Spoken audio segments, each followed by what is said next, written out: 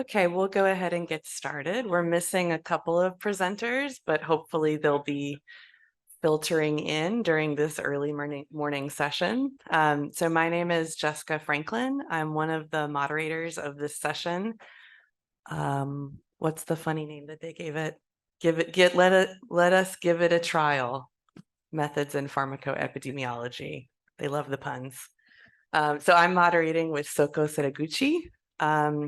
So our first presenter is Michael Webster Clark. Sorry. He's presenting on conditions for unbiased complete case analysis in external control arms.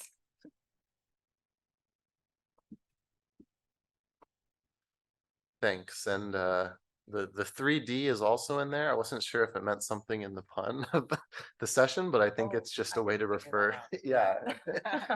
So my presentation is fully 2D, unfortunately. But yeah, I'm glad to be here this morning. Thank you all for showing up so early. And we're going to have a quick little discussion about what you need for complete case analysis of studies with external control arms to be unbiased.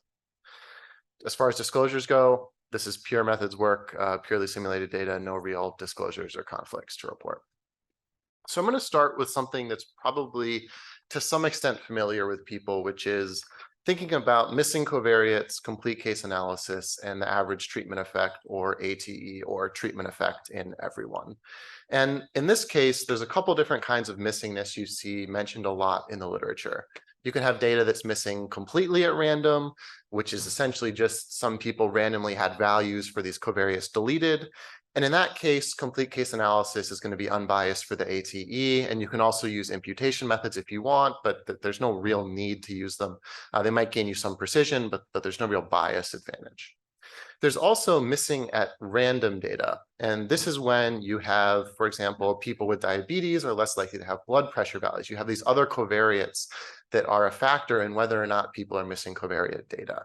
And in this case, you start to observe bias with complete case analysis that you can correct by using imputation or weighting or other methods.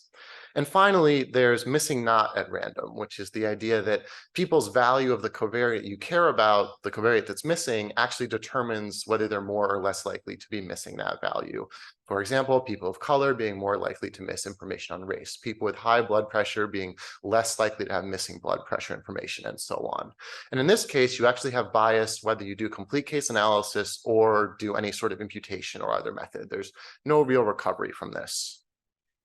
But all of this was in the context of estimating an average treatment effect, or the treatment effect in everyone. And I think a lot of the times in pharmacoepi, we're actually not doing that. We're estimating some other treatment effect. For an increasingly common situation, let's say that we're estimating an effect in patients from a phase 2 trial using comparator arm from a real world registry. This is kind of the classic external control arm case. And there's no missing covariate data in the phase 2 trial. It was really well collected, extremely well regulated. Nobody's missing data in the trial, but some people are missing covariate data in the real world registry. So when can we safely perform a complete case analysis and when can't we? And it turns out the answers to these questions are not what you might expect based on that previous slide about the ATE. To get to a more specific question, and I'll kind of explain these terms in a second, when we're estimating an effect in single-arm trials with external comparators, what kinds of missingness in the ECA makes complete case analyses biased? So when are we safe to do this very specific approach, and when aren't we?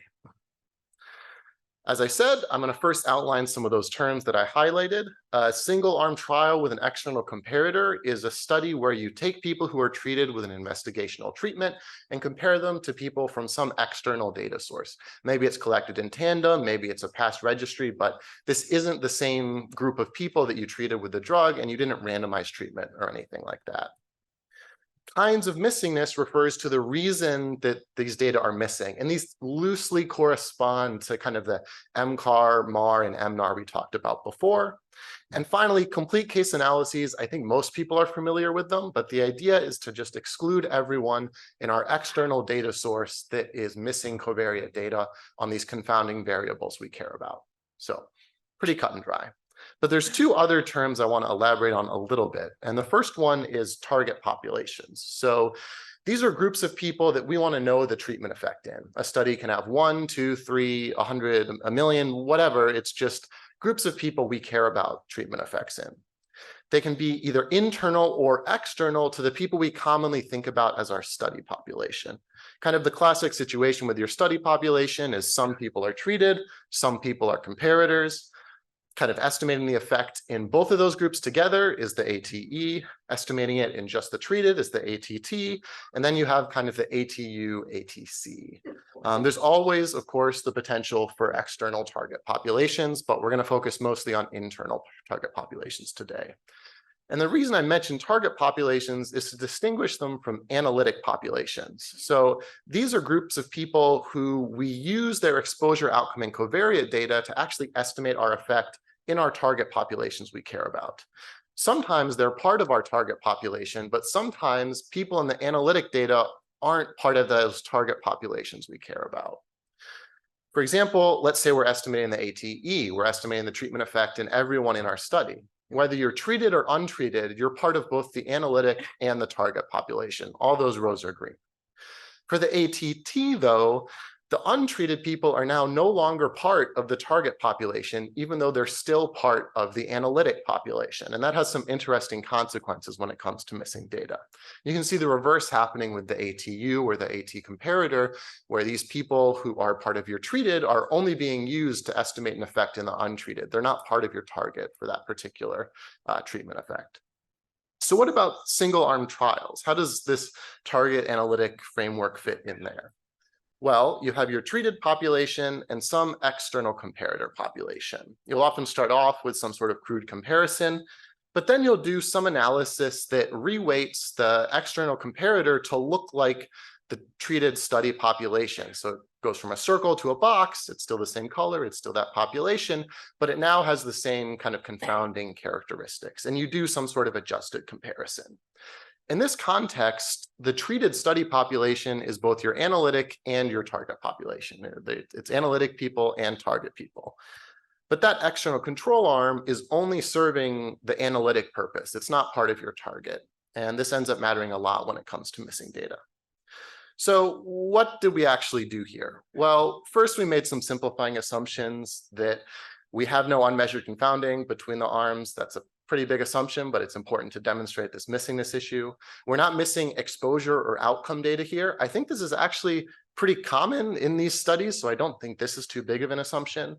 Only people in the ECA are missing covariate data on one of their covariates. Again, one of the covariates is strong here, but I don't think it actually matters. It was just much easier to do the math with just one.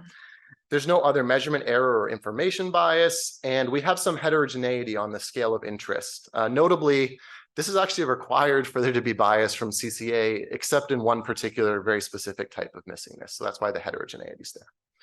So I mentioned types of missingness earlier. There's kind of 4 here.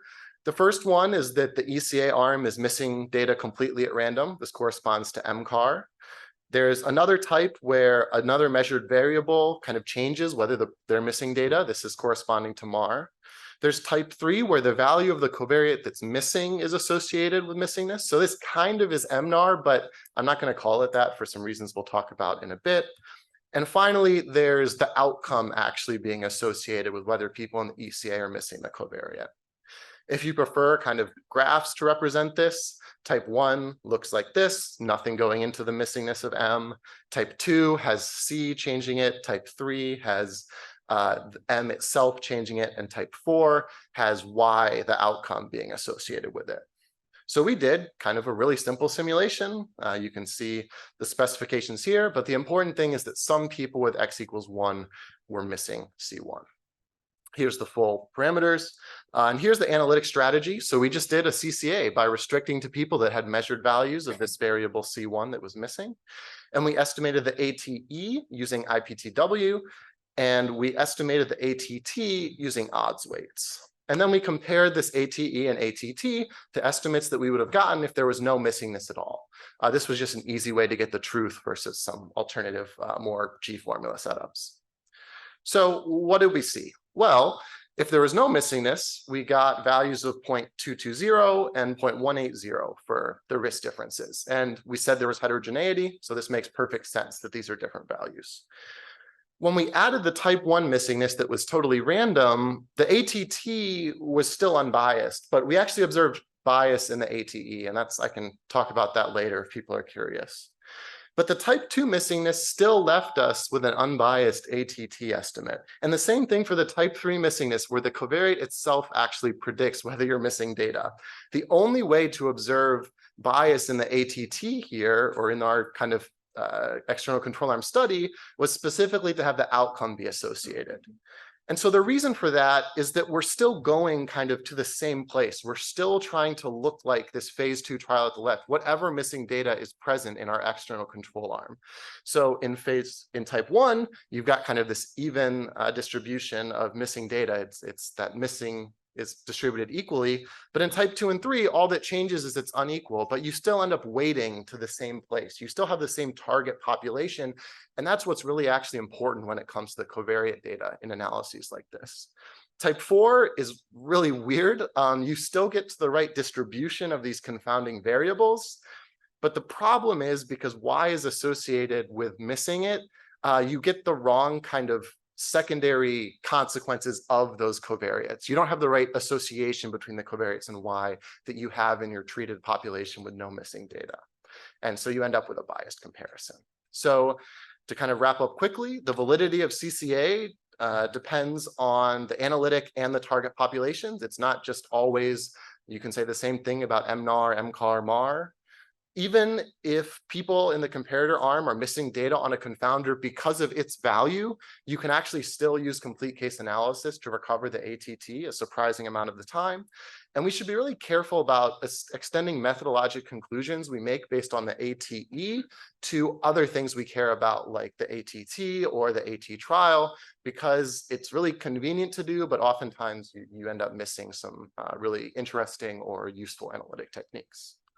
So I'd like to acknowledge my co-authors and open up for questions. Thanks.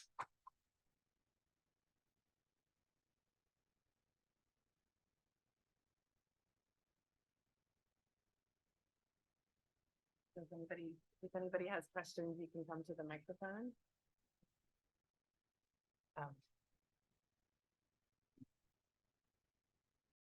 So while we're waiting, I'll just maybe re-emphasize, because I'm talking about missing data methods in a session this afternoon for real world evidence studies. And in that presentation, I go through when different missing data methods are appropriate.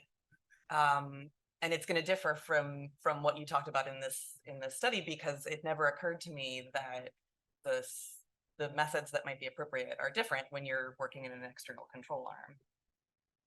But I might just point out that this works in this scenario because you're only missing covariate data in your external comparators, not in your external comparators and your treated population or your trial population, right? If you're missing it in both, you're in a very different situation. Exactly. Or if, for example, you care about the effect in the external comparator population. If you change your target population to no longer be the trial participants to those external people, that missing data in those external people immediately becomes a potential problem that you need to worry about. The other thing I'll mention is that you're mentioning other techniques. Those techniques still work. It isn't that, for example, imputation is going to fail in these contexts. And in fact, there's some interesting imputation-based ways to recover in that last scenario. That's the type 4 missingness where you have the outcome. There's cool, like, direct outcome weighting you can do that Rachel assures me is possible. I am not sophisticated enough to do it, but thanks. Yeah, Fredrik Nyberg from University of Gothenburg. I think I'd like to hear if you agree with me, but I think it has to do with what the ATT, ATE, ATU are, because if they essentially will be different only if there is effect modification, right? So if the ATE and the ATU are the same, the ATE will also be the same. So in this case, because it is associated with the outcome, essentially what you're saying is that the ATU, the U group, the other group, has a different effect than the other one, and that's why you're getting the bias in the ATE, because it's a combination of those two, right? Exactly. So this is exactly why we have to have that modification in the simulation to begin with, because what's really happening is that when you, and this is why the ATE is biased with the completely random MCAR, it's because it's only in one group. Yeah. So you end up getting to this incorrect covariate distribution for your target population. If you have the incorrect covariate distribution and that covariate's a modifier, then you observe a biased effect. Great, then I got you. Yeah, thanks. Hi. I was wondering if the effect differs on the amount of missingness, if you looked at that. Yeah, so this is based on like the pure method side. In terms of the amount of bias, absolutely. If you the real problem though with the that type 4 missingness is that even with small amounts of missingness, if you have a strong outcome relationship, it can really mess up the distribution in your data. So that one can actually be surprising in terms of the bias you see. And the ATE bias is obviously heavily influenced because, like we were just talking about, the covariate distribution, how wrong you get that covariate distribution is kind of directly proportional to the amount of missingness. Thanks. So our next speaker is Justin Bone. His talk title is Large Scale Empirical Identification of Candidate Comparators for Pharmacoepidemiological Studies.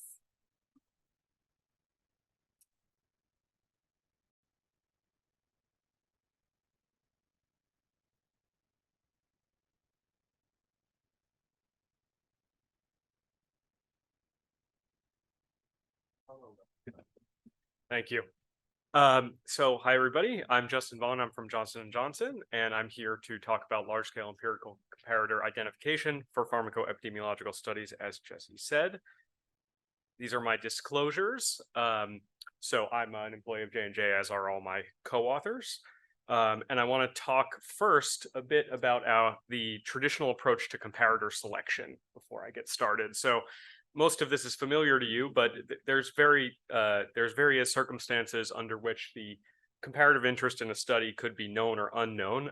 In the first case here, obviously, it may be implicit in the research question, and effectively you can stop listening to me now if that's always the case in your research. But in other circumstances, there may be multiple comparators of interest, and the traditional way to choose among them varies from reasonably good to terrible, depending on which option you choose here. You could choose the largest one in your data source, or at absolute worst, the one that will give you the answer that you're hoping for. But you may also have a situation in which the actual contrast of interest is a user-non-user comparison. And while you're unlikely to do that in real life because you know it's heavily biased, you may want to emulate that type of comparison with a null comparator, or a comparator that's believed to be null for your outcome, et cetera. There's a lot of literature on this. And I would note that last scenario is actually often implicit in safety evaluations that aren't targeted directly at a comparative safety question. And so we're in a situation where we want some type of contrast like that more often than I think we admit. So our overall motivation for this work was essentially whether we could provide the investigator with some empirical information to help make those decisions when they need to be made. And our proposed solution is to basically build a pipeline, an analytic pipeline that identifies pairs of cohorts with similar covariate profiles. And those can be ranked to identify which comparators might be better than others. And then to evaluate the performance of that tool in a few different ways, which I'll get into. So the first step of our analytic pipeline is something I don't really need to explain to this audience. It's building thousands of new user cohorts for all RX norm ingredients and ATC level 4 classes.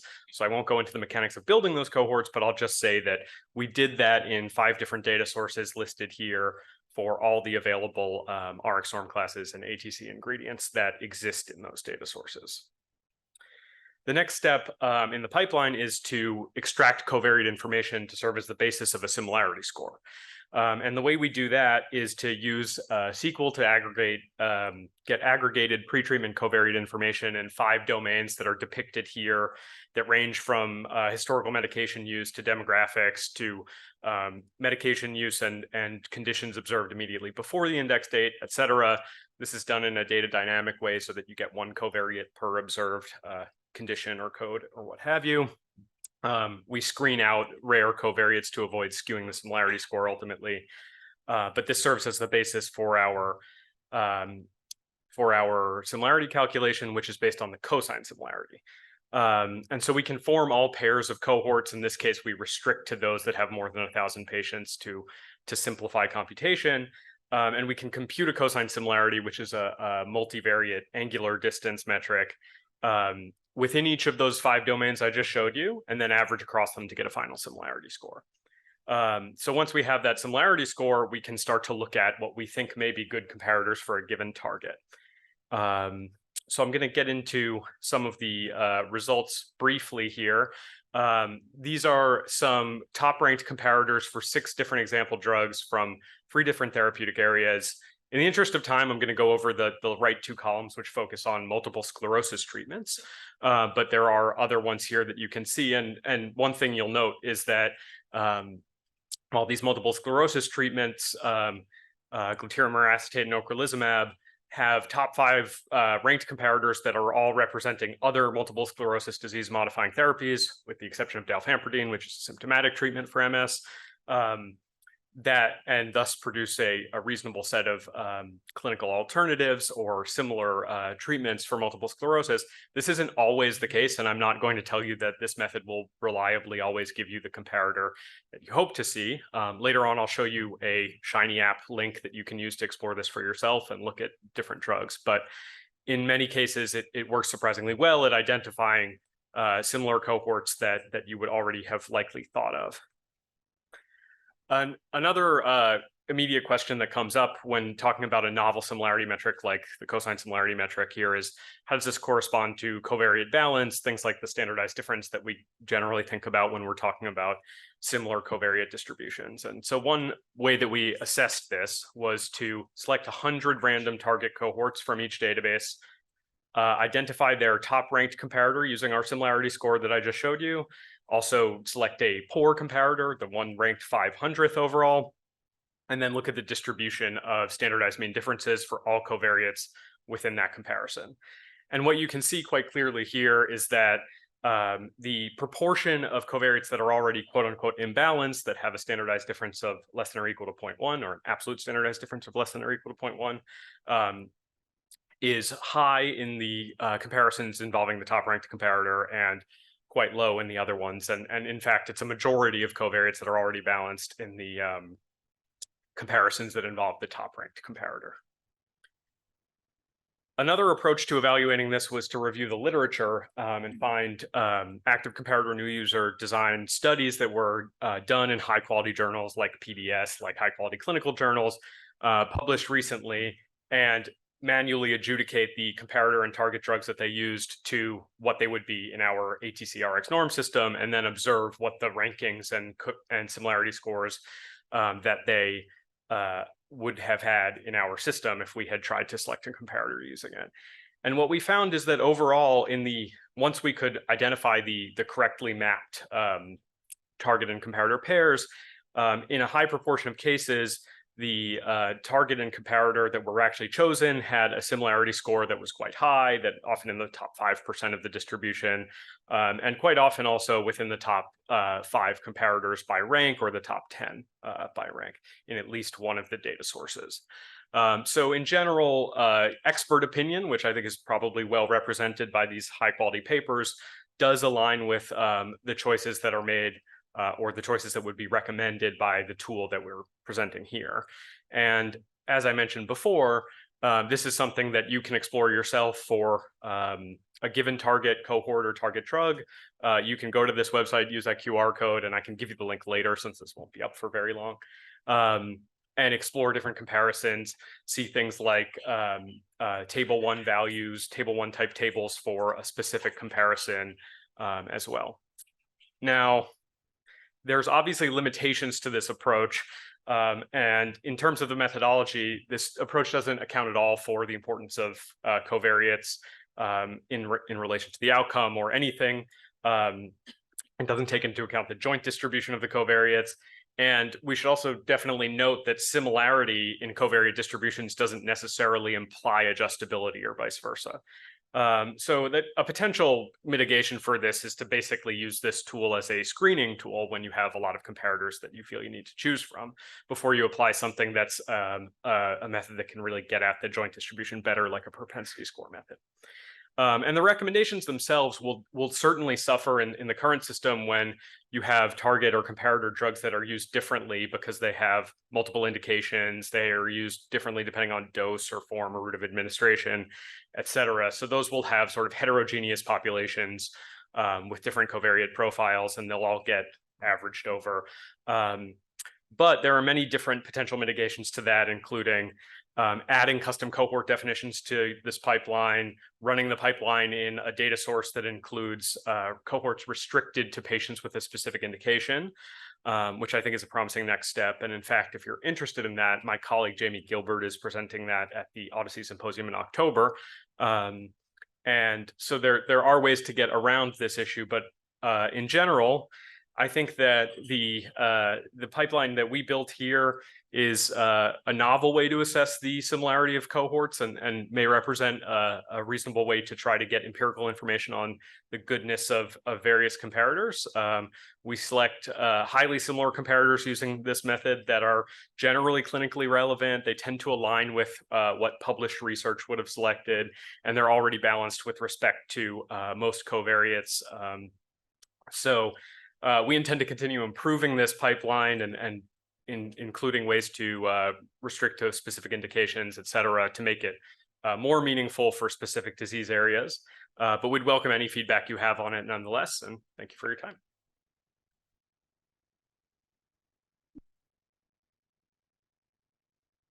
And so again, if you have questions, you can come to the microphone.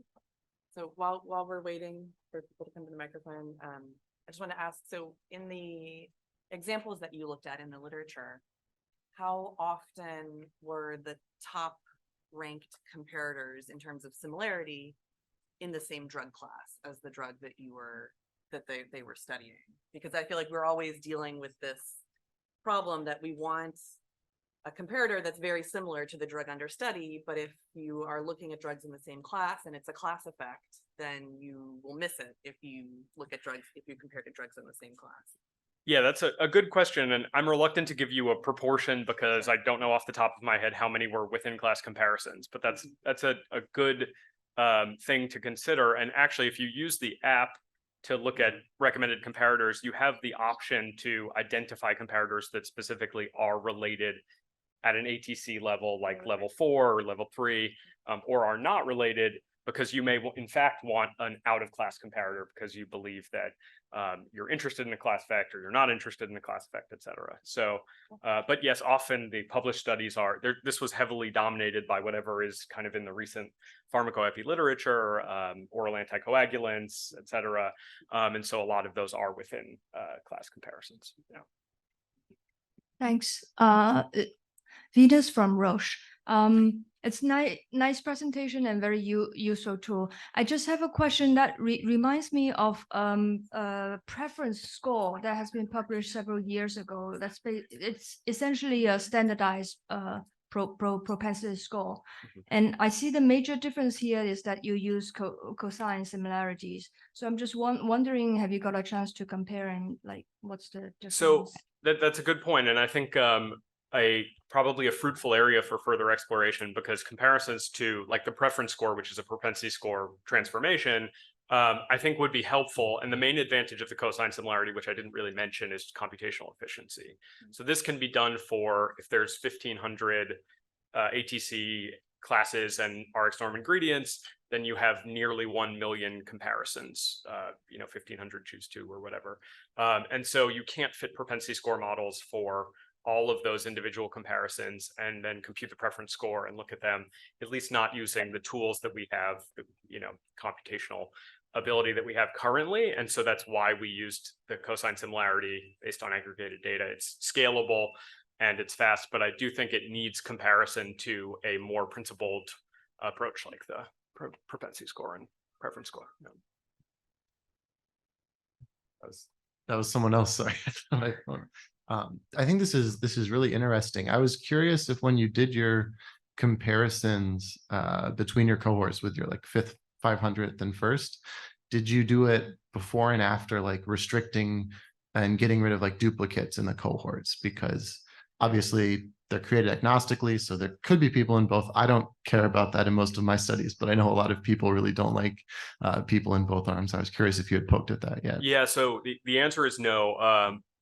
All of this is based on first creating the cohorts and then obtaining aggregated covariate data. So we're not restricting to, once we look at a comparison, only patients can only be in one cohort or the other. And that is an issue. In the most extreme sense, you could have identical cohorts in your data somehow, and they would come out as having a perfect similarity. Obviously, you wouldn't then use that, but there is the potential for duplication of people across cohorts. Yeah. Thank you.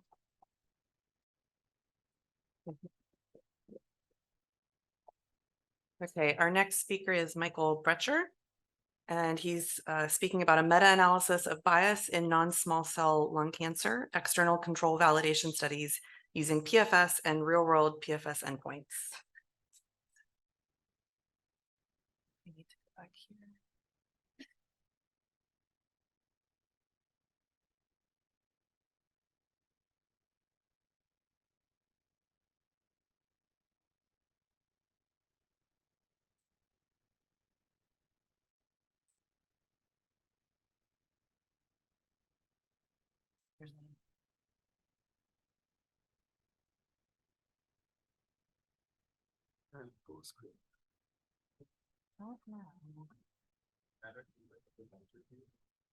Maybe.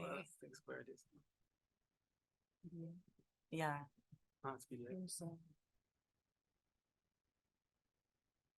L maybe? Yes. There you go. All right, thank you. Complicated title. We will become clear what it means as we move along. Disclosure is that we're all Roche employees, or were at the time of analysis. And what are external control validation studies? Those are studies where we test or validate our ability to create an external control by comparing with the results from a randomized internal control. So you have your randomized clinical trial with an experimental treatment arm and an internal control arm. And you create an external control arm by applying inclusion-exclusion criteria to a database, real-world database in our case, and then subsequently apply population adjustment using propensity scores. Treatment effect estimates are likely to be biased when an external control is used in place of a randomized internal control, despite adjustment, and that's because you have additional unmeasured confounding that can be different from study to study. And the thing is, if you have that, it means that the p-values that you get out of your regression analysis when you have a single arm trial and you use an external control, that means that your p-values are wrong and your decisions based on those can be wrong. And so that's why we want to quantify how much additional variation is in there from study to study.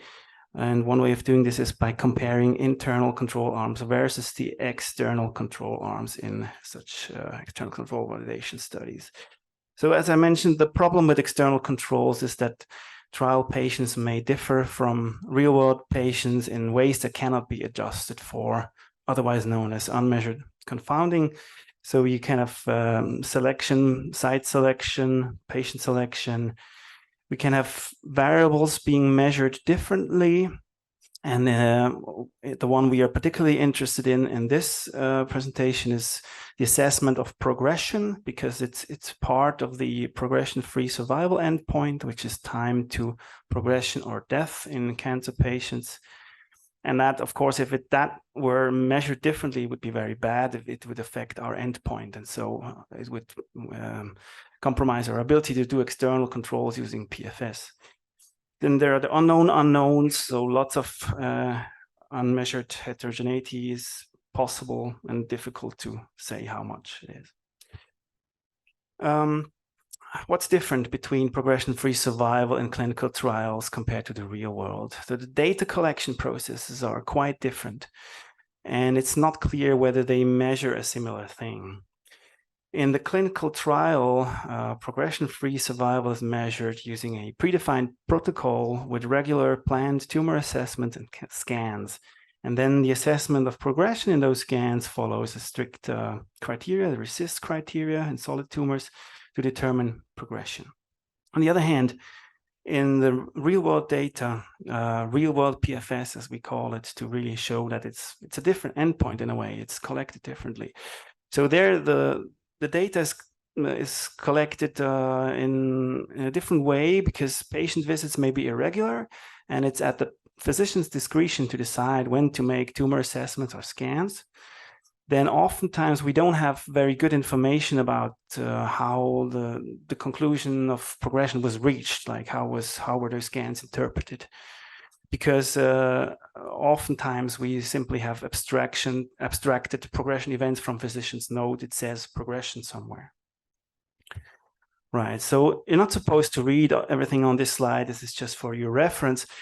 But in summary, we did 14 external control validation analyses where we replicated the chemotherapy control arms based on randomized phase 2 or 3 clinical trials in advanced non-small cell lung cancers.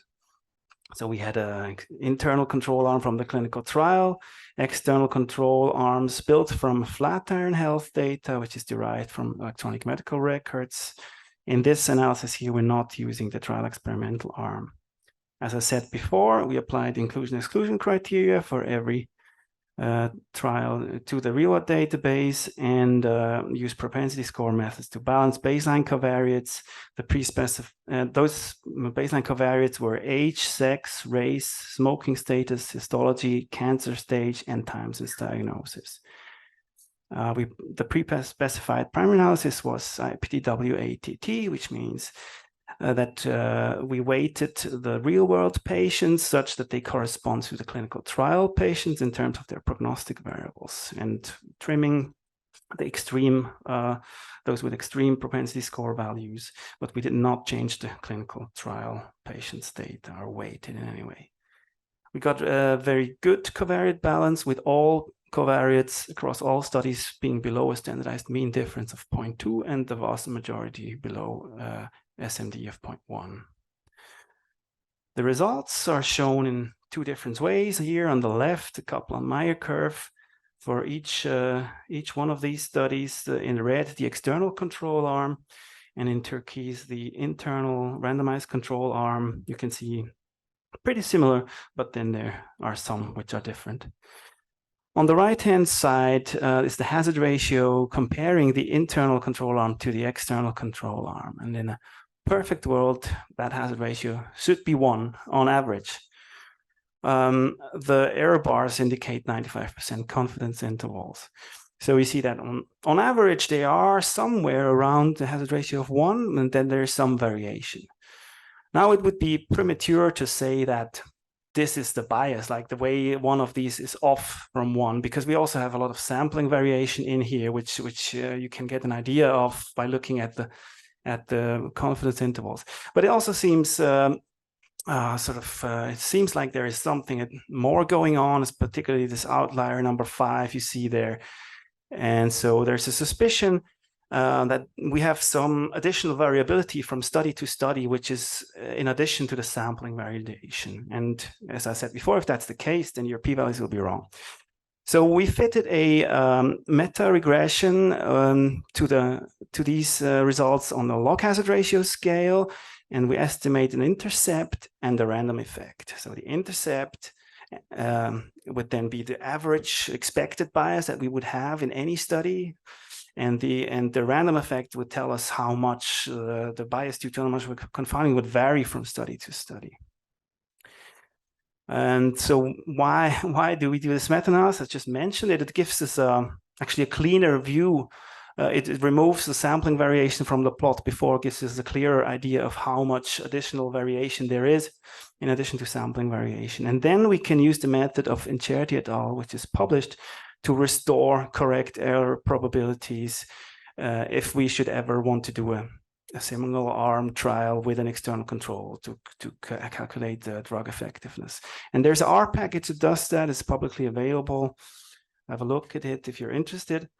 But what's also happening is that these meta-regression results tell us something about potential differences between real PFS and PFS, and that's what we're focusing on here a little bit.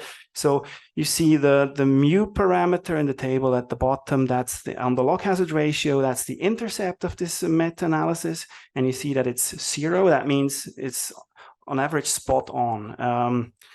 As we sort of qualitatively saw before. And then we have the sigma, the standard deviation of the random effect of the meta-analysis. That's now with the sampling variation removed, tells us how much additional variation there is on a log hazard ratio scale due to unmeasured confounding from study to study. And using the method of Incerti et al., we can then correct for that. Just a quick look at overall survival in the exact same data sets before, somehow correlated just from eyeballing the plot. The gray ones are OS. If you look at the parameter estimates for OS of the meta-analysis, its mu is slightly negative, which means that the real-world patients have slightly shorter survival. And the sigma tells is slightly smaller, 0.1, than in PFS, which, yeah, we have less variation there for some reason. What does that mean? If that's just for illustration here, if we apply the method of Incerti et al. To a hypothetical study where you have a single arm trial and do an external control, and say you have a point estimate of 0.8 hazard ratio. And we chose this example, just completely arbitrary, but on the right-hand side, you see that the 97.5 quantile is around hazard ratio of 1, which means you're just about at the limit of where things become significant. And then after applying the method of Incerti et al. And adding that variation back on that we measured before, we get a much wider confidence interval, and the results are not significant at all, clearly not significant.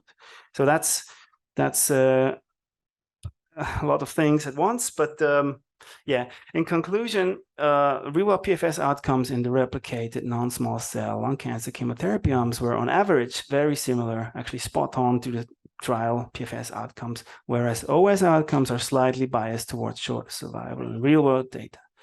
The caveat is that there is substantial study-to-study variation.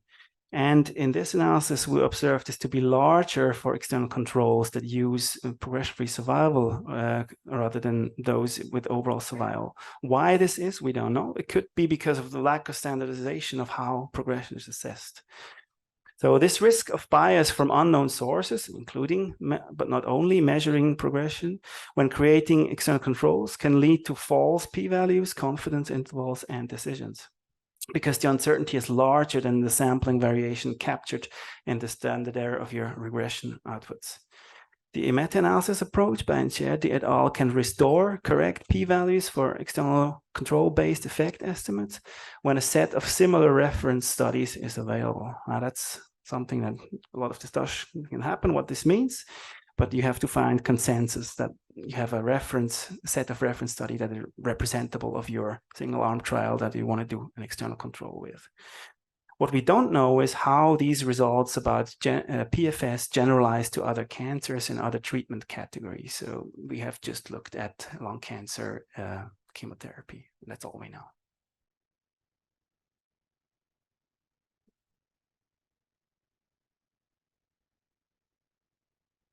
Please come. We have a couple minutes for questions. Maybe while we're waiting, so that was a lot of information, and you did a good job of going very quickly, but I'm just trying to understand. So you use the distribution across all of the 14 analyses that you did. Mm-hmm. You use the distribution that you saw in the hazard ratio to make inference about kind of what the average bias would be in an external control arm study. And how it varies from study to study as well. So it's those normally when we talk about bias, we mean something deterministic, but right. because it can be different in every study here, it's a random quantity as well. So yeah. Grüezi, Till Stürmer, UNC. Very nice presentation. You used the word unmeasured confounding several times, but I think in your conclusion, you were more thinking of the outcome misclassification. I think we should separate these two things because you can't in your study. This is one thing. There is no literature on propensity score trimming on the 1% and 99 percentile. There is some literature on weight truncation at these cut points. So I think this is another thing that needs to be clear here. Thank you.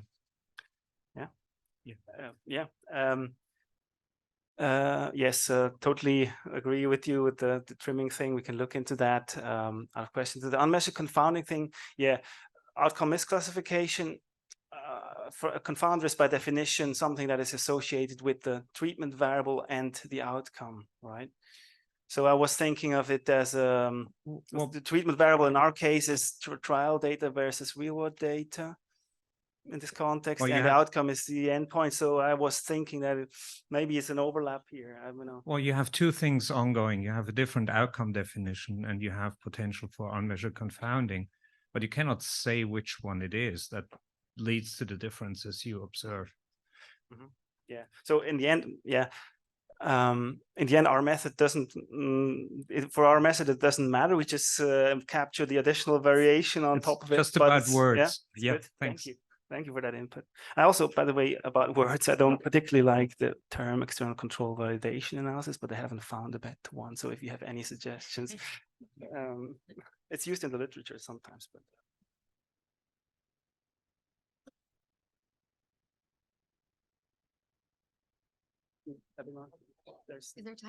Is there time for one more? Okay. All right. Thank you. Thank you.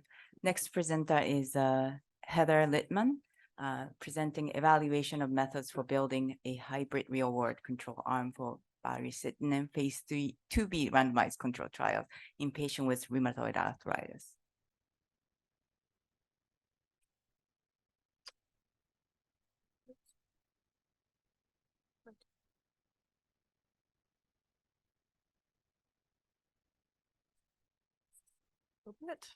Can everyone hear me all right?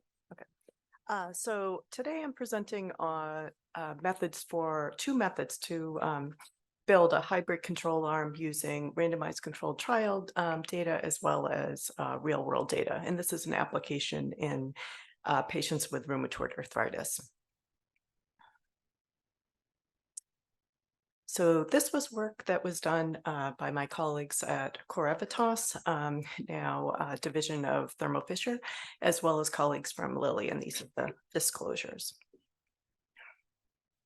So to set the stage before we actually construct the hybrid control arms, we need to talk a little bit about the Lilly phase 2b trial of baricitinib starting off with. So this was a trial that had adults with RA that were enrolled in 69 sites internationally between the years of 2010 and 2012. And there were 102 baricitinib treated patients as well as 98 placebo control patients. And so the aim here was to select half of the placebo control patients and then replace them with real world controls. So we have this random selection of 49 patients to begin with.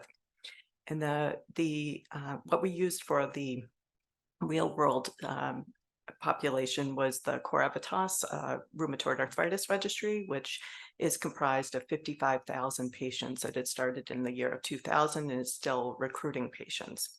So to do this, we applied the trial inclusion and exclusion criteria to the RA registry population. So there were a lot of criteria here, including that you couldn't have been on previous therapy. So for example, a biologic or another Janus kinase inhibitor, because that was what baricitinib was.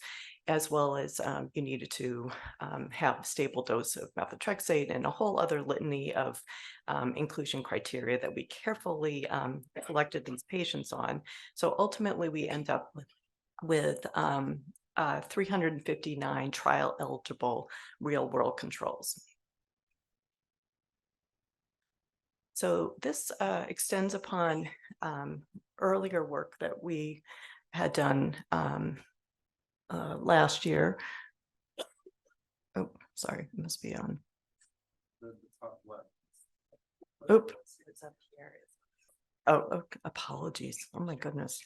It is very strange. All right, so I will go back.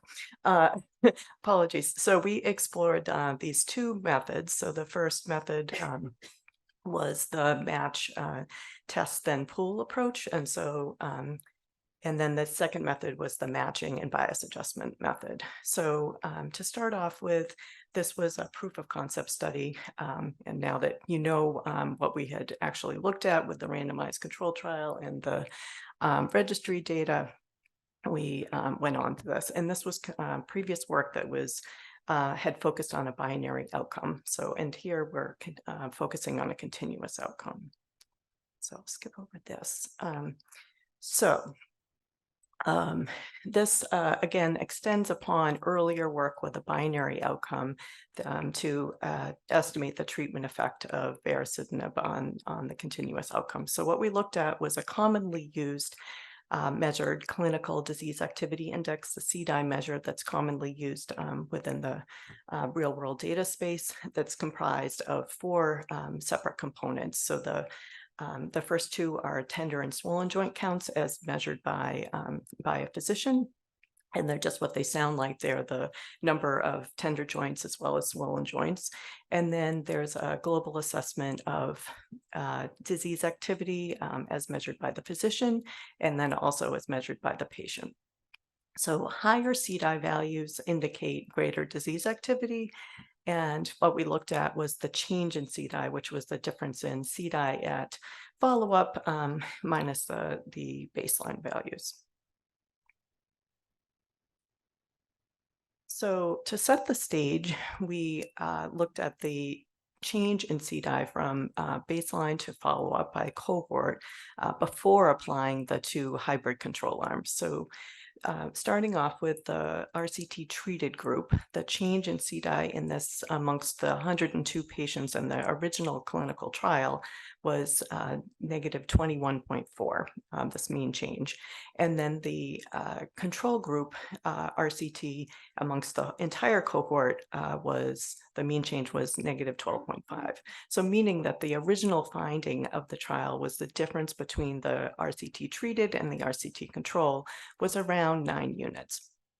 So what we're doing is selecting half of the RCT control sample, and amongst those patients, the change in CDAI was negative 11.3.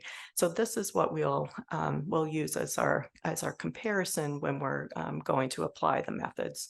And for reference, when you looked at the entire real world control group, the mean change in CDAI was negative 9.6. So diving into the first approach, so the match, test, then pool approach, the MTP approach, this, first of all, does matching. And what we used here was an optimal 1-to-1 match to match the 50% RCT control sample to the trial eligible real world controls. And then the next step is to decide whether you can do a test to decide whether you can pool. So this was described in Viale et al. And you make a decision as to whether you can pool. And then if you can, then you perform the comparative analyses where you're including the hybrid controls. So as with any, matching, we first looked at the standardized mean differences. Again, you'd like to have these, very closely aligned across, to be within the absolute value of, say 0.1. So the estimates that are listed, the black dots although I know you can't see particularly well, across a whole litany of covariates, where they indicated some imbalance here. Once we carefully did the matching and selected variables in red and put them into the model, even amongst variables that hadn't been specifically in the model, we were able to come up with reasonable balance, although there was still a few covariates that had a little bit of unbalance, and I'll come back to that. So what we did was to test next for the difference, the CDI difference between the RCT control sample and the real world sample. And when we did that, we come up with that comparison of estimates, and based on the recommendations as given by VLA, we find that the two are comparable enough, as indicated by the p-value being 0.197, and we make the decision to pool so that the change in CDI measure ends up to be around 13 units. So the next step is to move on to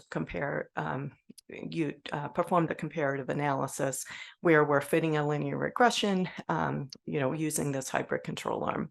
And so we considered 3 different models to see how sensitive the technique was to the inclusion of covariates, since we knew that there was a little bit of unbalance that, as indicated by the previous graphs.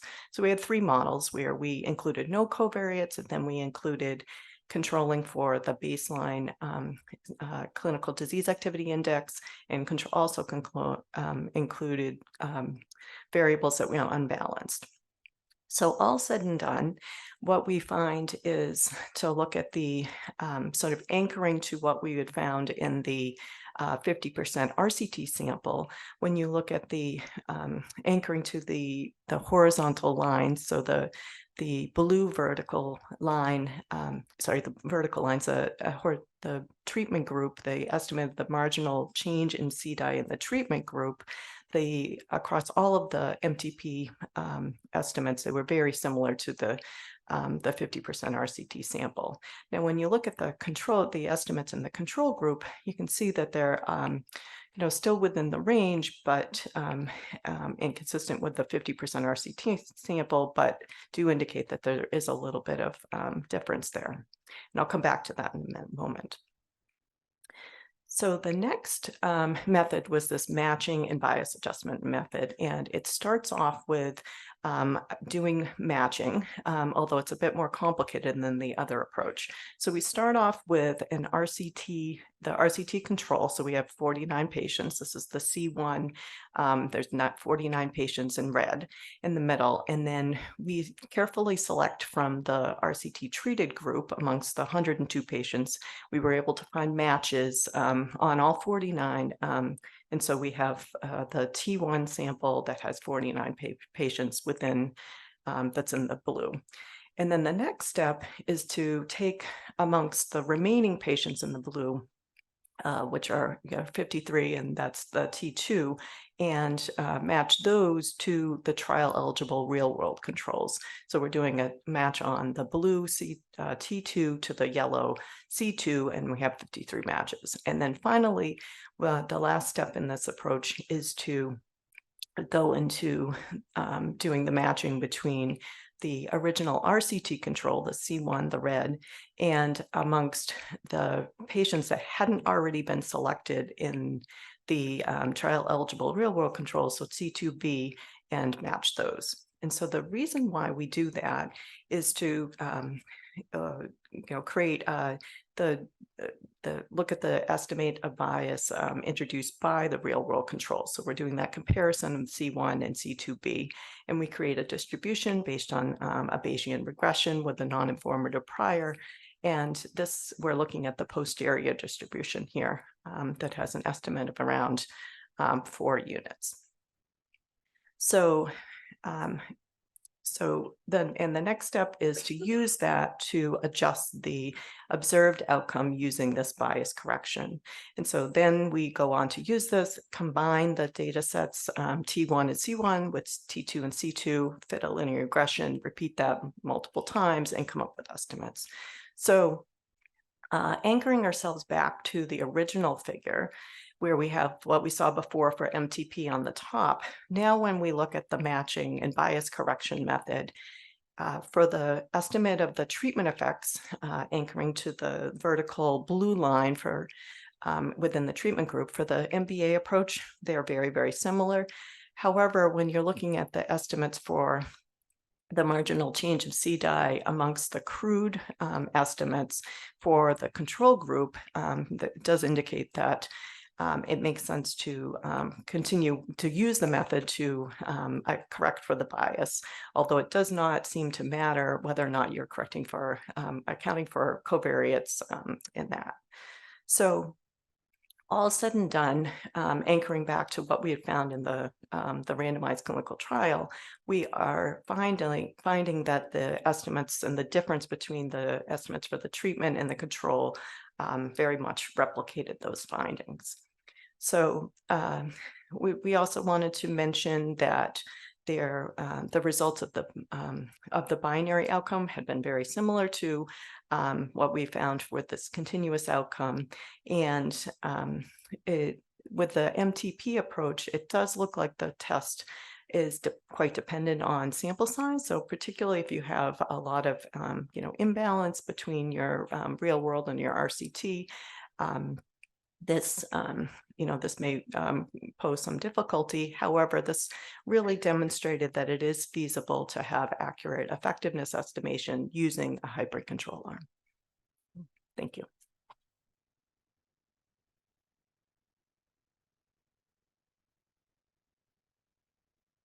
Please come to the microphone if you have any questions. We probably only have time for one question.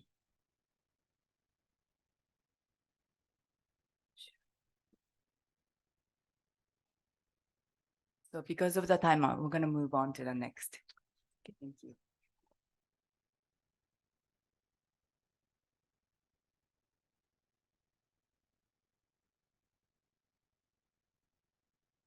So the next presenter is Shia Kent. Yes, Shia Kent.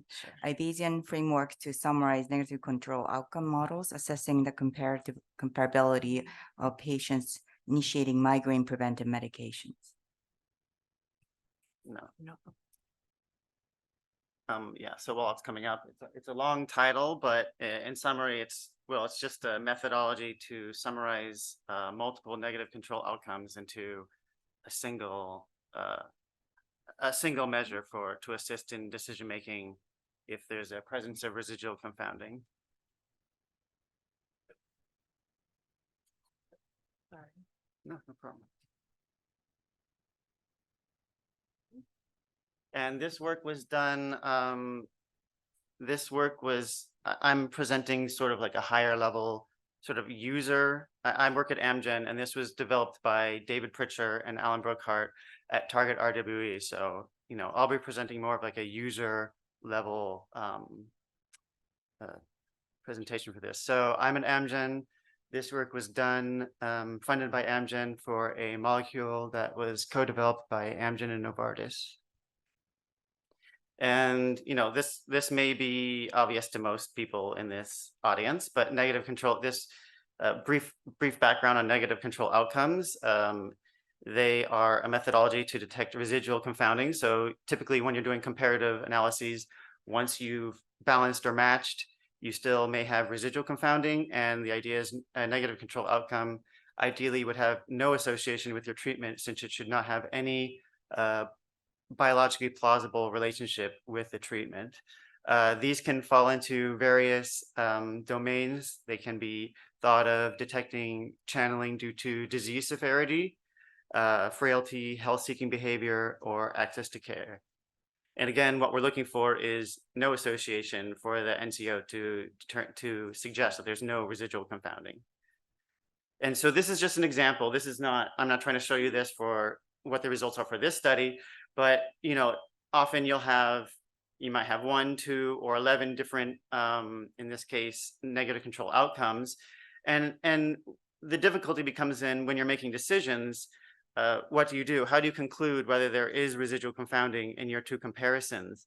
In addition, for example, if you had 3 negative control outcomes versus 11, if you have 11, you're just going to be more likely to find a random association through random chance. And so, and in addition, there is no sort of, while negative control outcomes are becoming more and more common, there is not really a standard way to diagnose the presence of residual confounding. And so this methodology attempts to sort of solve that problem by summarizing all of these negative control outcomes into a single estimate to assist in decision making on whether you believe there is a lot of residual confounding present in your comparison. And this was done, the use case for this was done for a migraine preventative molecule. So it's comparing an Amgen migraine preventative molecule, erenumab, to comparators in the same class. And this was conducted in MarketScan. Again, we're comparing erenumab to other molecules in the same migraine preventative pathway. And we selected 11 NCOs based on their negative control outcomes, NCOs, based on their hypothesized confounding relationships with erenumab treatment. First, we conducted inverse probability treatment weighting to balance the covariates. And additionally, we conducted inverse probability sensor weighting to account for informative censoring. And so first, what we did is we calculated the negative control outcomes. We calculated the cumulative risks of these negative control outcomes over various points over follow-up, 0.5, 1.0, 2.0, and 2.5 years of follow-up in both the erenumab and the comparator control arms. We did this over, ITT was the primary method of follow-up. We also did on treatment, so censoring when they discontinued or switched off the index treatment. And so in sort of simple terms, for each of these situations, so for example, for 2.5 years of follow-up at ITT, we had 11 NCO risk estimates in each arm. These were each included as inputs to create a single posterior distribution of the bias parameter. And based on this bias parameter, this estimates the probability of bias in the risk difference in this treatment comparison. And, there isn't really a standard way, but if you think of it as sort of similar to power, we would select bias thresholds of 80%, 85%, 90%, and 95%. And 90% was our a priori selected primary threshold. And I'm purposely not showing sort of the baseline characteristics and standardized mean differences because I don't sort of want to go off in that route, but just trust me, they were balanced. About 19,000 erenumab patients and 23,000 in the comparator group, and all the SMDs were less than 0.1. And so these are the results. On the left, you'll see these are the negative control outcome risk differences. We have 11 different ones for the intention to treat analysis over 2.5 years of follow-up. And you can see, there's different ways of thinking about this. You can say, well, herpes, for example, we can take herpes zoster vaccination. We know there shouldn't be an association. We see one that may indicate differences in access to care or health-seeking behavior. But there's a lot of different NCOs here, and it may assist to be able to summarize these into a single measure to assist in should we be making this comparison or not. And just before we dig into these charts, let's just take the example of one of the, I've sort of pointed the arrow at one example of a value of the bias parameter.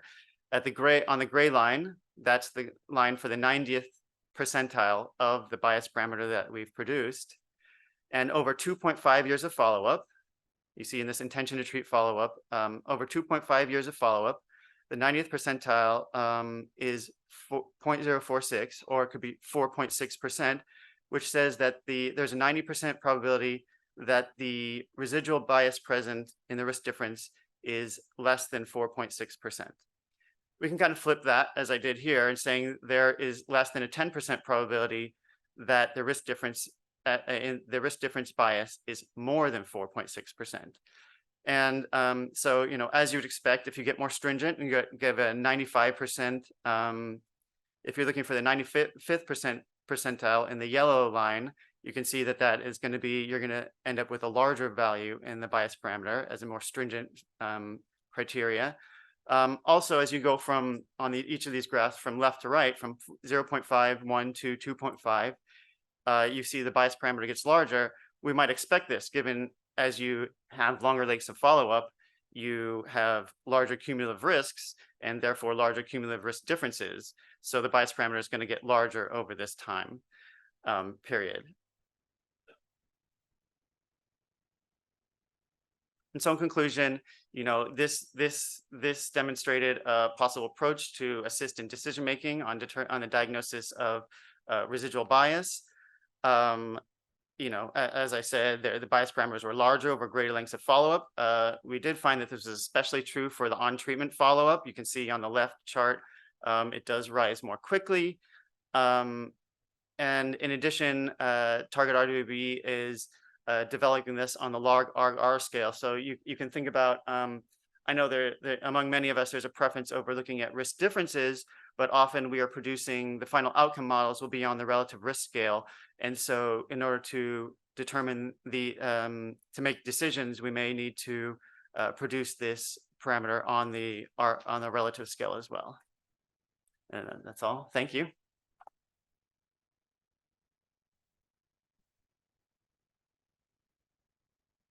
Please come to the microphone if you have any question.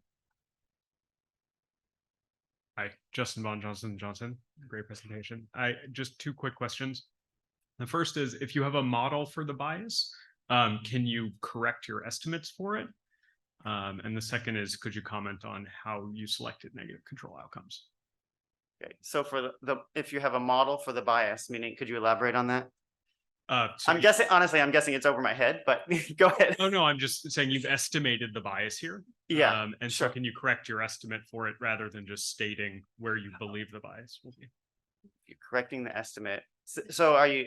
Yeah, in the comparative study. Yeah. Okay. Yeah. Yeah, no, I'd have to think about that, but yeah, so the way we selected the negative controls was we had a panel, and it's more based on hypothesizing whether they were in the same treatment outcome relationship. So the idea is people in the, you know, there may be, for example, if we go back to herpes zoster vaccination, you know, we may think that people on one treatment arm, you know, the key opinion leaders might have an opinion that people in one treatment arm might be more likely to seek healthcare than the other. And so the idea of the herpes zoster vaccination is, you know, there shouldn't be any reason why a particular treatment would be related to that. And so they put this in because it should not be related to any of the outcomes. In this case, it was cardiovascular outcomes. And that would be an indication that people will be more likely to seek one treatment than the other for just because they would be more likely to seek healthcare in the general. But yeah, we had a panel of several key opinion leaders, and both internal and external, to determine which were most appropriate. Thank you. Yeah. While waiting, we have a couple more minutes for question. I also have a follow-up question, exact same question about how it's selected. But do you think, in looking at the list of outcomes that you selected, some of them may not be really well measured in the data sources that you actually have? Do you think there's a kind of role of misclassification bias in that sort of difference in the Yes. estimates? And then is there any sort of role of going back to each outcome rather than summarizing them all blindly to kind of reselect what you think really, and then using causal pathways and diagrams to reselect or consider?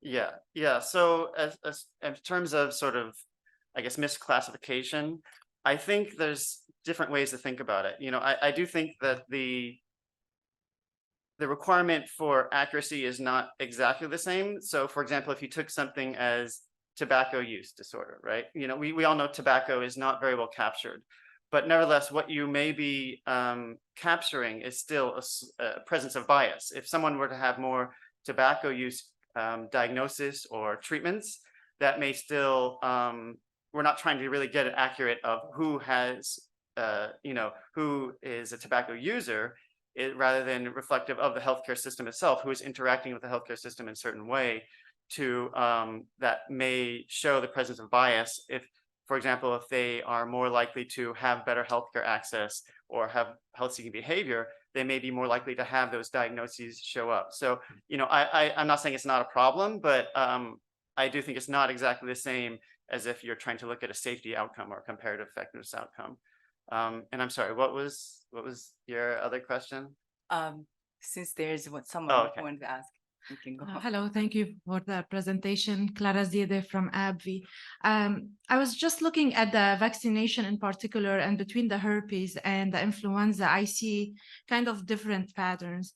Can you explain that? Because if we are thinking about access to healthcare, they are kind of showing different things. Exactly. And that's you know, I actually meant to mention that because that is actually part of the reason of why we might want to summarize, right? They might be Yes. showing different things. Exactly. And it's difficult to interpret that when you have different things that may be saying different.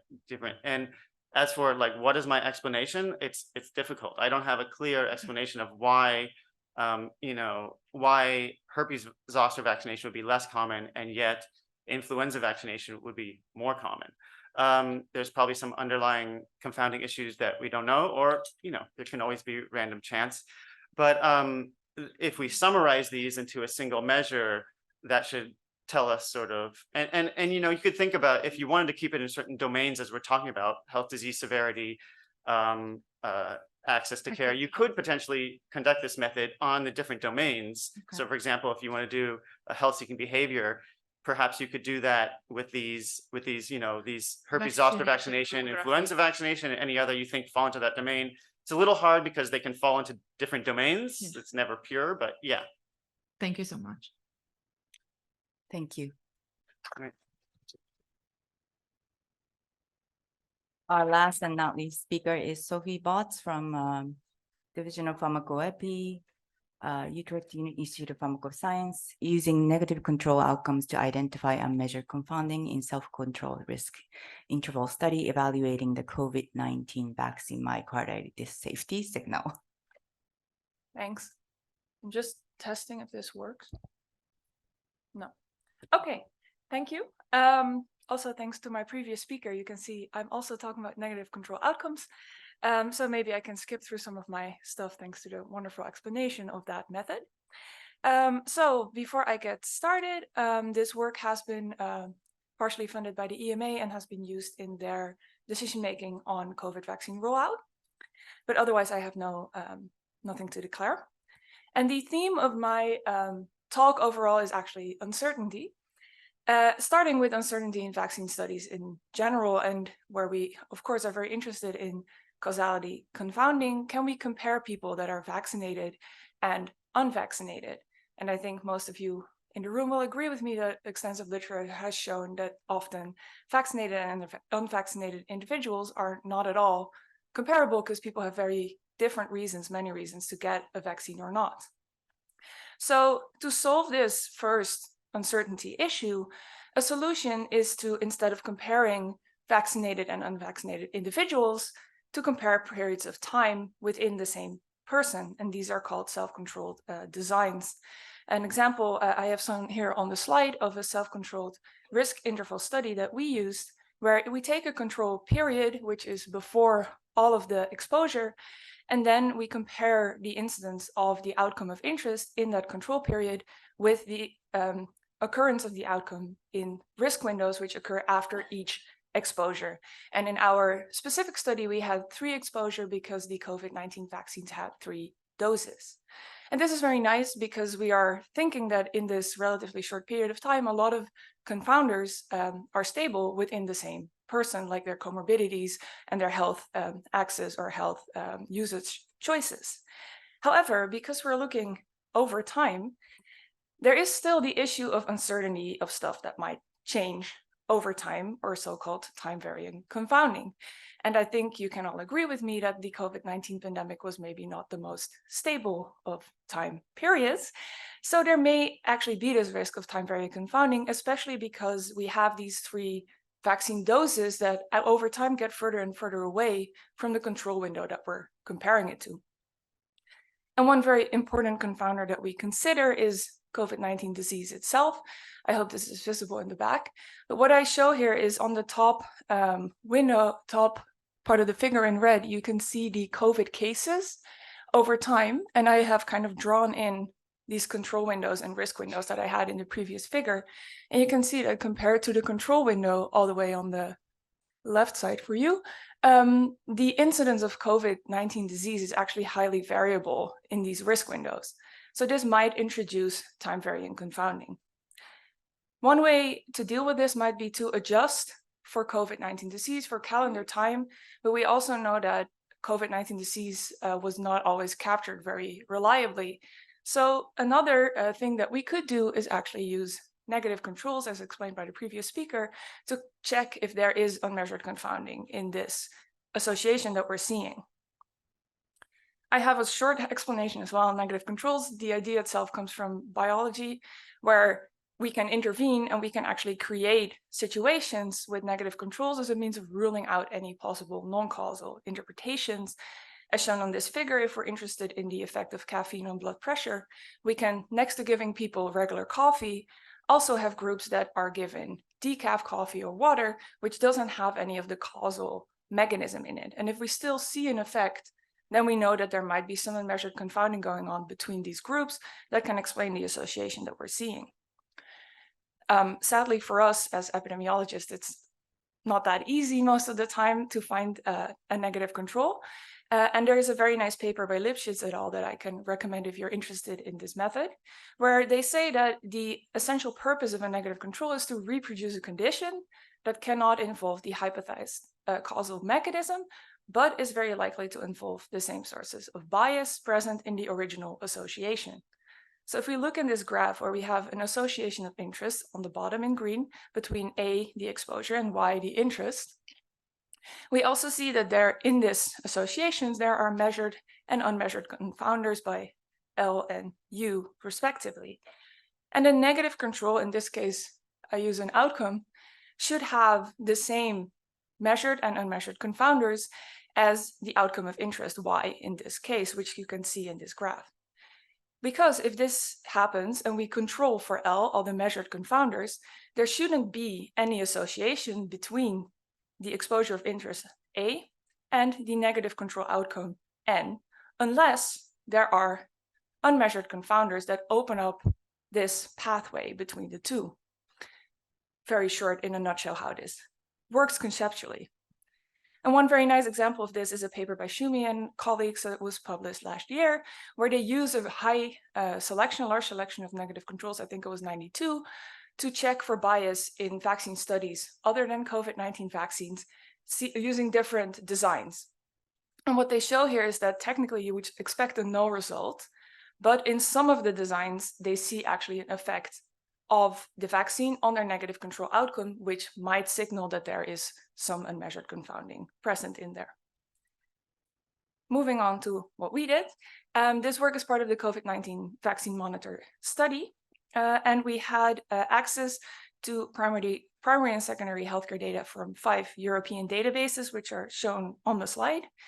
And here we used the self-controlled risk interval design, which is like this. On the top, you can see what I showed before. We have a control window and risk windows, which are defined relative to the first vaccination of each individual.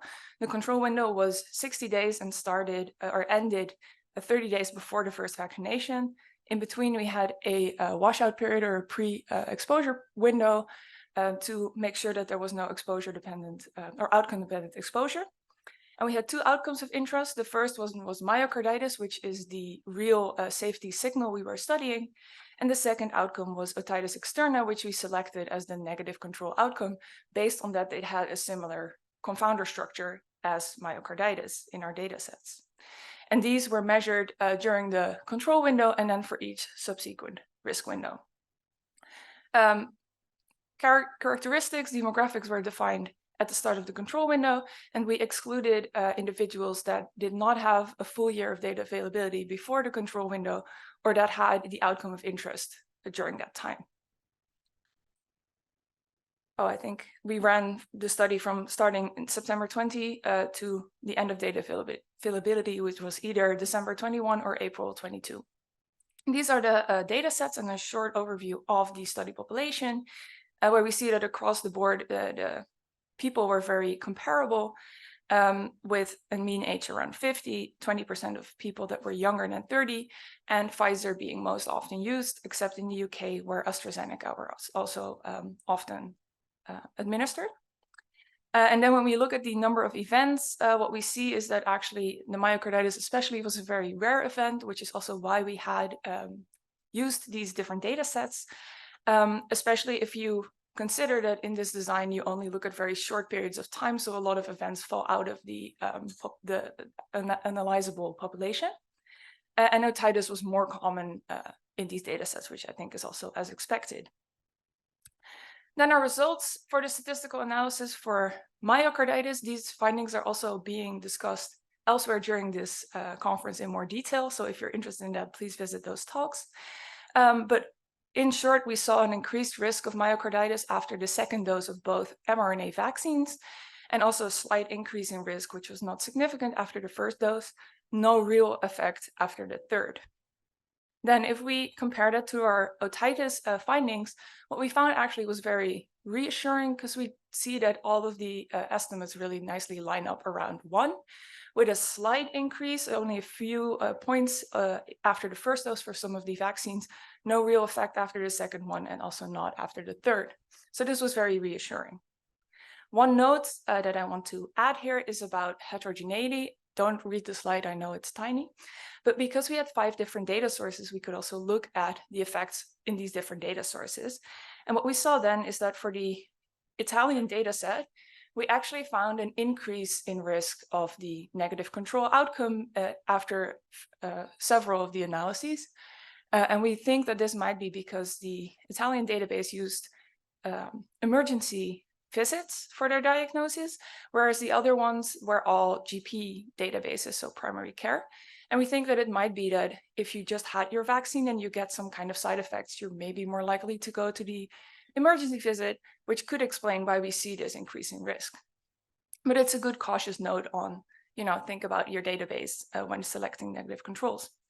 So to sum up, I think we concluded that unmeasured confounding in the myocarditis signal was unlikely, even for these later time windows, these second and third risk windows, which we were concerned about having more time variant confounding.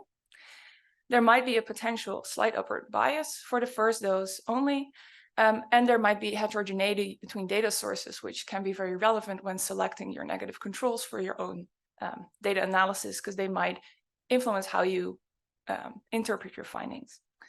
And with that, I would like to thank you for your attention and my collaborators for their work, and I will answer your questions. Thank you for the very nice presentation. Please come to the microphone.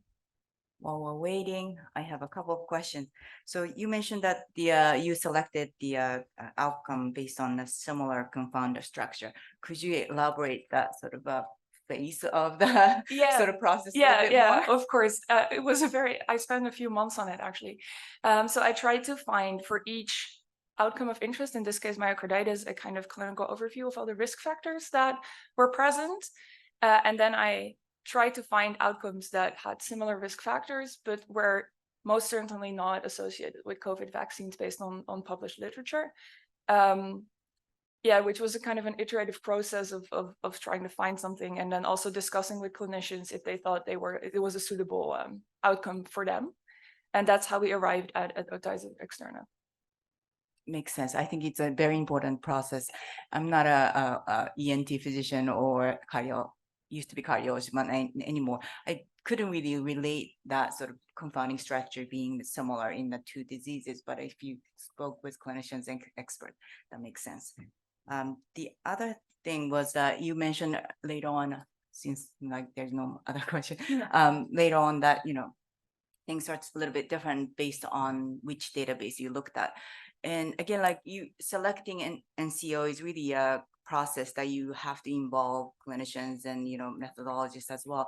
Wonder that, based on the data, based on population differences, and appropriate NCO might be actually different in different sort of databases in different population. Would you like to Yeah. comment on that? Yeah, I think that's something that we kind of that came up when we looked at these the analyses, the results in the different databases, and then we also kind of realized that maybe, if you have a GP data, your perfect NCO might be different than if you have hospital data.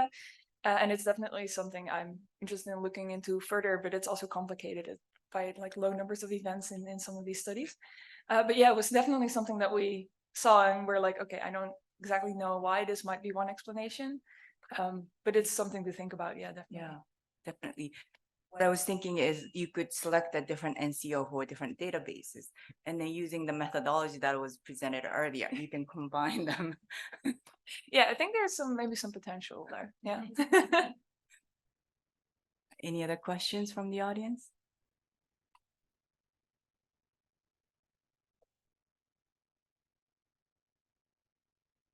Hey, Sophie, Bradley Layton from RTI. I realize this is a presentation about the actual NCO itself, but with the SCRI, I realize that choosing the control period is difficult and there's problems kind of both directions, but I know that the pre-vaccination control period can have artificially decreased levels of outcomes because people who just had myocarditis aren't about to get vaccinated again. So is there maybe a thought that that first dose signal that you're seeing is potentially due to the choice of the control period? Yeah, good point. I hope no. Like this. Yeah, so that's one of the ways to avoid that is why we included the pre-exposure window, to avoid that issue that you have outcome dependent exposure. And when we checked, there wasn't really a difference in like risk of myocarditis in the control versus the pre-exposure window. So that kind of assured us that there might be not that much going on. But I know also other collaborators in this project are looking at using different control situations. So like either a post-vaccination control or maybe an SCCS where you use the whole observation time as control. I don't know their findings right off my head because it was not my work, but that's something we were looking into. And for this study specifically, we chose the SCRI with a pre-exposure control window because at the time of doing this study, we really needed some information on the risk of myocarditis, and this is the fastest way to do it with the available data. But yeah, it's definitely methodological considerations that are being looked into. Yeah, great. Thanks so much. Thank you very much. Thank you. So this concludes the session. Thank you for the presenters and good discussion.